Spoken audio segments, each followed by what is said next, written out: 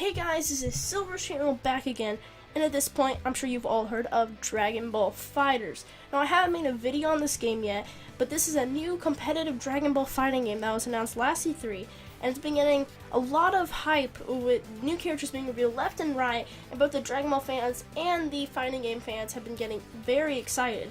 And with the game releasing at the end of January here in the US, we seem to be at the final stretch when it comes to new characters, as it's almost Christmas. But I still think whether they're going to be secret characters or characters that are going to be announced very, very soon, I think we're going to get a couple more surprises. So here's a video all about the characters I want to see and think are possible to see in the base game. So as of right now, we have a total of 23 characters confirmed to be playable in the game.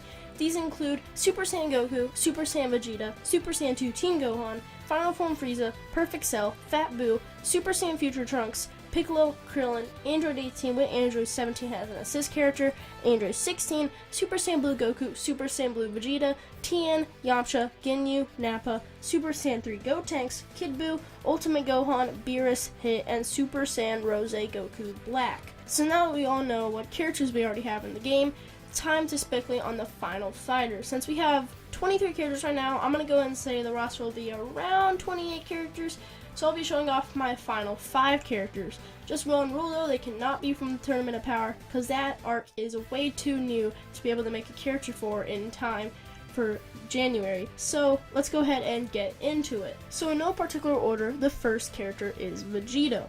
As many of you know, Vegito is the fusion of Goku and Vegeta using the Batara earrings.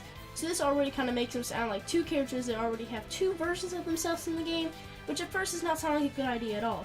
But Vegito's moveset can be very unique, I believe, if they do it right. Vegito is a mix of Goku and Vegeta's personality, so his playstyle is stylized as being very cocky. Since he is also a mix of the two characters' attacks, he can not only use their attacks, but he can also combine them into things like the final Kamehameha. He also has his own unique attacks, like the Spirit Sword. And most importantly, he's a fan favorite in the Dragon Ball community, so when that's the case, I think they can easily come up with a moveset either way. Now this next character in number 2 is one of the most obvious on the list. However, it is also one of the ones I feel is the most likely to end up as DLC, because not only is he non-canon, but a lot of people are going to be willing to pay for him. And that character is the one and only legendary Super Saiyan, Broly. Now there isn't much to be said about Broly. He has original attacks, he's extremely popular, and he's like a Super Saiyan Hulk from the Marvel vs. Capcom series. So really, what's there not to like? Then next up at number 3 is Goku's father himself, Bardock.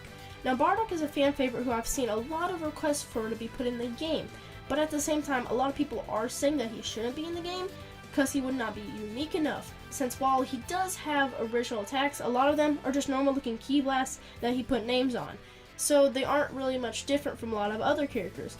And while this is kind of true, the Father of Goku special showed us that Bardock is a very, very aggressive character that's kind of a get-it-done type of fighter, which I'm really interested to see on how they would transfer it over into a fighting game. Another question with Bardock is what form he would be in if he was in the game, since most of us know him for his base form in the original Father of Goku special, but all the other Saiyans are in their Super Saiyan form in the game.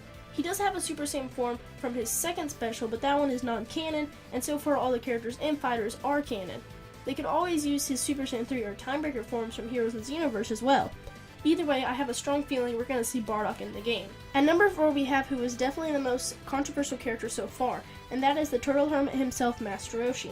Now Master Roshi took a backseat in Z as he was heavily outclassed, however he made a big comeback in Super, especially him being part of Universe 7's team in the Tournament of Power, which, may I remind you, every other character on that team is playable, except for 17, but he is an assist for 18, so that does give him an excuse.